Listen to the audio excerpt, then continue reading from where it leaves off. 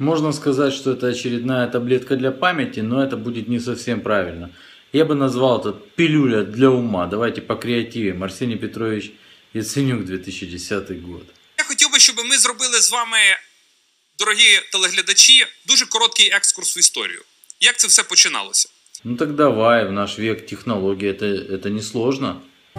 Это зарплата и пенсия в 5 раз больше, чем сейчас на Украине. Это новые технологии, внешние инвестиции, открытый рынок, дешевые кредиты. Баянчик, но мне, знаете, не надоедает. Очень мне нравятся эти обещания Арсения Петровича, о которых сегодня он, конечно же, не вспоминает. А раньше он призывал власть вспоминать о своих обещаниях.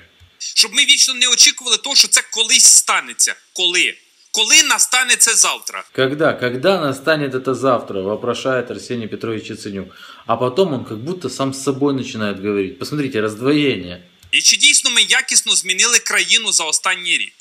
Видите, вопрос сам себе. А качественно ли мы изменили страну за год? Ну, качественно, я думаю, не узнать. Но, правда, он уже у власти не год, он уже 2 года рулит. Погляньте. Пройшов рік. Рік.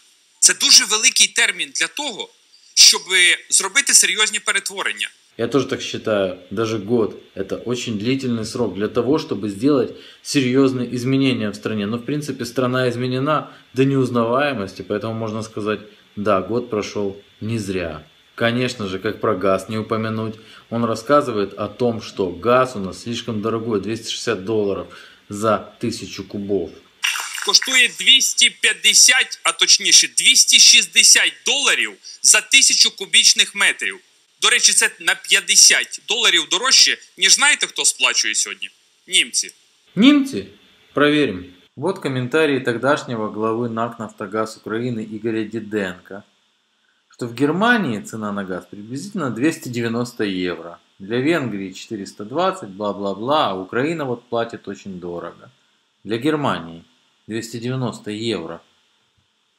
Откуда он взял $200? Ну откуда? Давайте поищем. Возможно, Арсений Петрович обманывал. 2009 год. Средняя цена российского газа на границе Германии составляет $270-280 за 1000 кубометров. О, а может она в 2010-м резко упала, эта цена для Германии как раз таки. Ну как-то не очень вроде, да? Эх, не очень. Это видео я уже показывал, но здесь опять-таки оно как лыка в строку как раз таки. То, что надо. Зайдіть на будь-який сайт, подивіться, скільки вартує газ в Європі. Менше ціни від 250 сьогодні немає. А была 200. Была 200 для Германии. Сам Арсений Петрович говорил.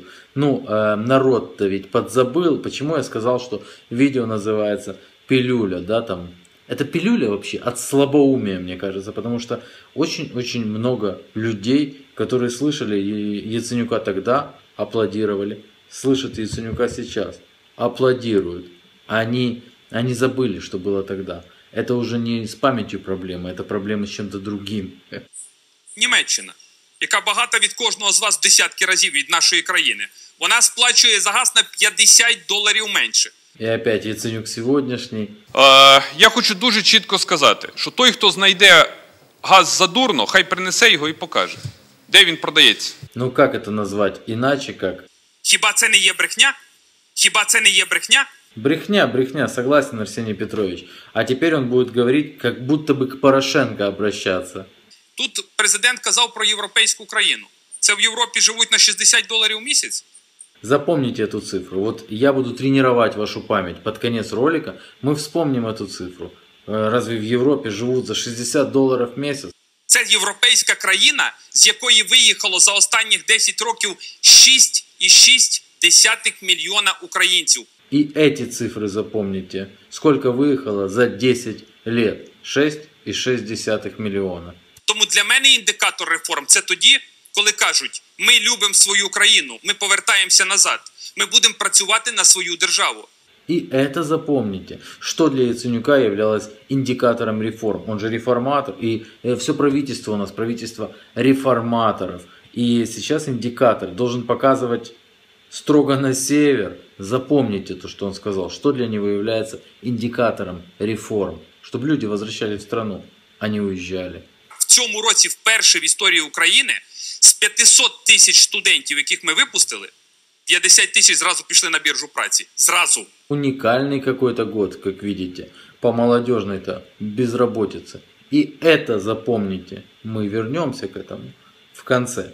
Як можна отримати зменшення цін на газ на 30% і в результаті у ваші рахунки, в ваші сім'ї перенести збільшення на 50% в цьому році і на 50% в наступному році? Как так можно получить газ дешевле, но получить удорожание тарифов на 50% для населения? Да что же это такое? И это запомните. Тренируем память. Це перше. Друге. Это первое. Второе. Второе ближе к ночи. У меня еще очень много пилюль. А пока что песня. Я же обещал креатив. Получи креатив. Танцуют все. Скачем. Так співають тільки на Україні. Але давайте всі разом. Путінку мила.